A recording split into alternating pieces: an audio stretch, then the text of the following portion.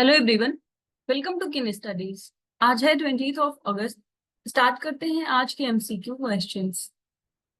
आज का first question है, who has been appointed as the cabinet secretary of India for a 2 year term starting 30 August 2024। यहाँ पर आपसे पूछा जा रहा है 30 अगस्त 2024 से शुरू होने वाले 2 साल के कार्यकाल के लिए भारत के कैबिनेट सचिव के रूप में किन्हें नियुक्त किया गया है। आपके ऑप्शंस हैं राजीव गौबा, टीवी सोमनाथन, अमिताभ कांत या फिर प्रदीप कुमार सिन्हा। आपको बताना है कि हाल ही में किसकी नियुक्ति हुई है एज अ कैबिनेट सेक्रेटरी, और ये अपना पदभार ग्रहण करेंगे 30 अगस्त से। इस क्वेश्चन में आपका करेक्ट ऑप्शन हो जाएगा ऑप्शन बी। ये नियुक्त किया गया है टीवी सोमनाथन को। आप यहाँ देख सकते हैं TV Somanathan, a 1987 batch IAS officer of Tamil Nadu cadre, has been appointed as the new cabinet secretary, succeeding Rajiv Gauba, whose 5 year term ends this month.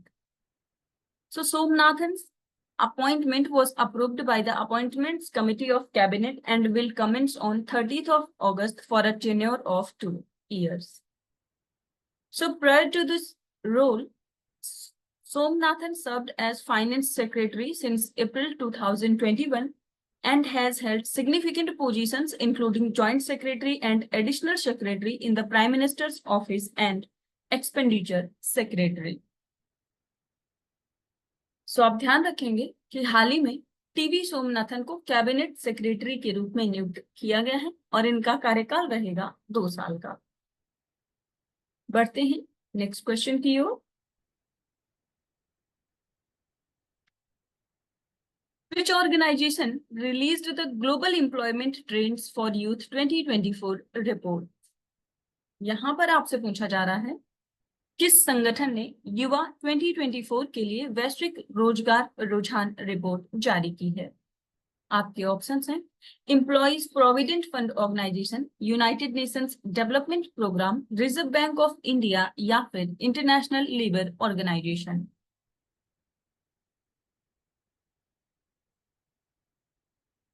और इस क्वेश्चन में आपका करेक्ट ऑप्शन हो जाएगा ऑप्शन डी। ILO ने हाल ही में जारी किया है global employment trends for youth report 2024। आप यहां देख सकते हैं according to international labour organisation report title global employment trends for youth 2024, decent work brighter futures. According to this report, global youth unemployment rate in 2023 decreased to 13%, which represents a 15-year low and a fall from pre-pandemic rate of 13.8% in 2019. So globally, a total 64.9 million young people were unemployed in 2023, the lowest since the start of the millennium. And the global YUR is expected to further decrease to 12.8% in 2024 and 2025. इस report में ये expect किया जा रहा है कि जो global youth unemployment rate है वो आगे 2024 और 2025 में और ज्यादा डिक्रीज इसमें देखा जाएगा। The 2024 report marks the 12th edition of the Global Employment Trends for Youth report, which was first issued in 2004. And this also marks the 20th anniversary of the publication of GET for Youths. बढ़ते हैं next question की ओर। Which country has recently introduced the AIM-174B, an extremely long-range air-to-air missile in the Indo-Pacific region? यहाँ पर आपसे पूछा जा रहा है हाल ही में किस देश ने इंडो पैसिफिक में बेहद लंबी दूरी की हवा से हवा मार करने वाली मिसाइल AIM-174B को पेश किया है।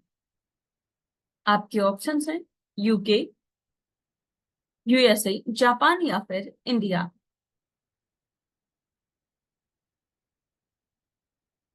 और इस क्वेश्चन में आपका करेक्ट ऑप्शन हो जाएगा ऑप्शन बी। सो ऐसा करने वाली कंट्री है यूएसए। आप यहाँ देख सकते हैं। The US Navy's new AIM-174B missile aims to counter China's aerial dominance, and it is an air-launched version of the SM-6 missile, and it was introduced in July 2024 by Raytheon.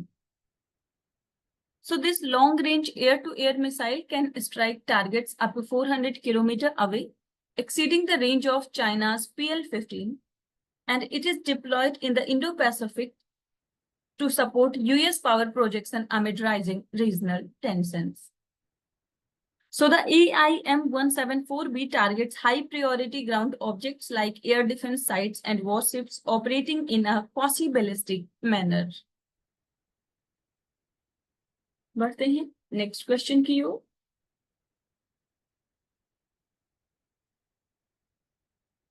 Aryan Agarwal who recently passed away is also known as। यहाँ पर आपसे आर्यन अग्रवाल के बारे में पूछा जा रहा है जिनका हाल ही में निधन हो गया। आपको बताना है कि ये किस नाम से प्रसिद्ध थे या इनको और किस नाम से जाना जाता रहा। आपके ऑप्शन है father of Indian nuclear programme, father of Indian space programme, father of Agni missiles या फिर फादर ऑफ PSLV प्रोग्राम।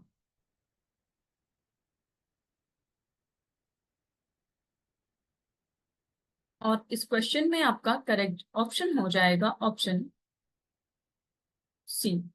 सो इनको जाना जाता रहा है फादर ऑफ अग्नि मिसाइल्स के नाम से। आप यहाँ देख सकते हैं Aryan Agarwal is widely recognized as the father of Agni missiles in India, and he was an Indian aerospace engineer who made significant contributions to the development of the Agni series of surface-to-surface missiles.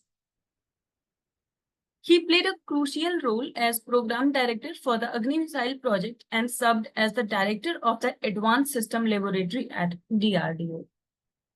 So his contributions have been recognized with the several prestigious awards जिनमें शामिल हैं Padma Shri and Padma Bhushan. बढ़ते हैं next question की ओर।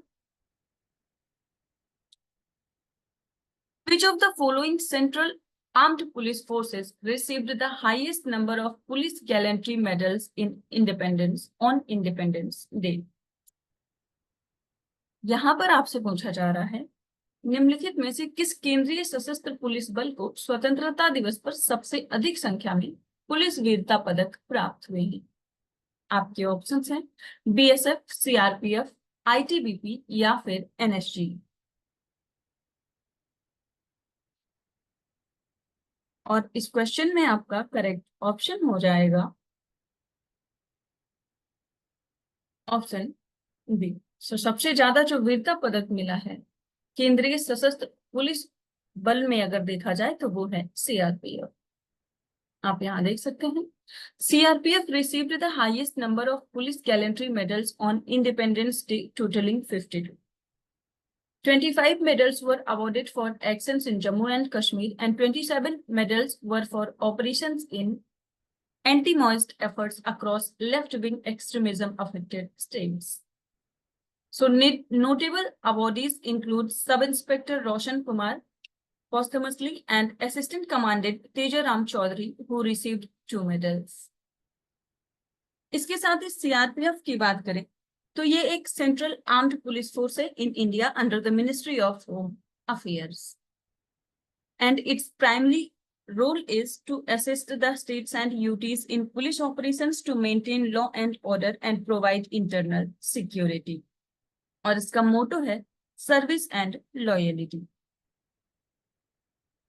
बढ़ते हैं next question की ओर।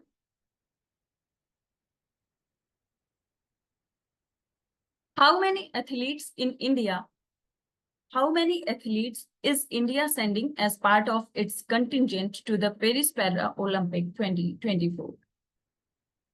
यहाँ पर आपसे पूछा जा रहा है भारत पेरिस पैरा ओलंपिक में अपने दल में कितने एथलीट्स को भेज रहा है।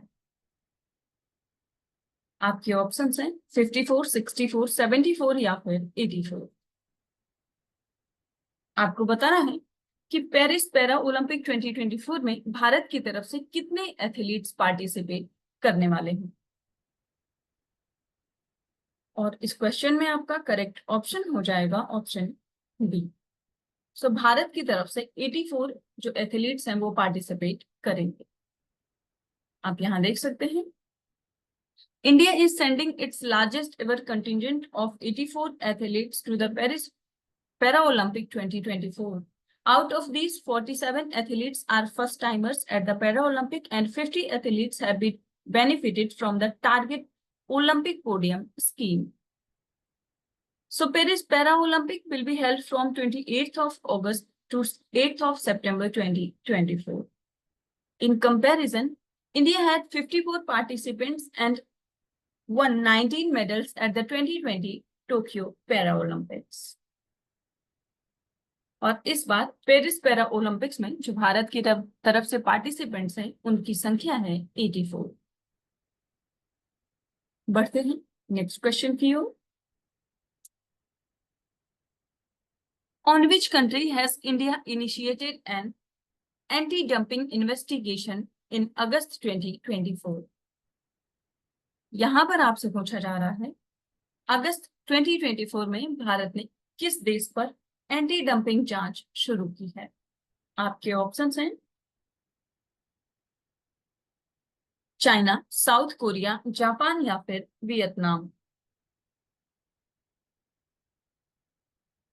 सो इस क्वेश्चन में आपका करेक्ट ऑप्शन हो जाएगा ऑप्शन डी। तो भारत जो एंटी डंपिंग जांच शुरू कर रहा है वो है वियतनाम के खिलाफ।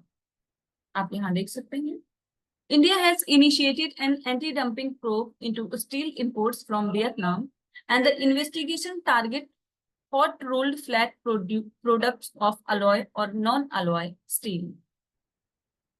The probe follows complaints about these products being sold at low prices, adversely affecting the domestic steel industry. So the anti-dumping investigation will cover imports from January 1st, 2023 to 31st of March 2024. And the applicants including JSW Steel and ArcelorMittal Nippon Steel India have requested retrospective imposition of the anti-dumping duty. इसके साथ ही Vietnam की बात करें सो इसको officially socialist Republic of Vietnam के नाम से जाना जाता है और ये मेनलैंड साउथ ईस्ट एशिया में स्थित है। इसके साथ ही अगर हम इसकी नेबरिंग कंट्रीज की बात करें तो ये अपना लैंड बॉर्डर शेयर करता है चाइना से to the north, Laos and Cambodia to the west. इसके साथ ही मैरीटाइम बॉर्डर शेयर करता है थाईलैंड से through the gulf of Thailand and Philippines, Indonesia and Malaysia through the South China Sea. और Vietnam की कैपिटल है Hanoi. आज के करंट अफेयर सेशन में इतना ही। Thank you for watching. Do like, share and subscribe.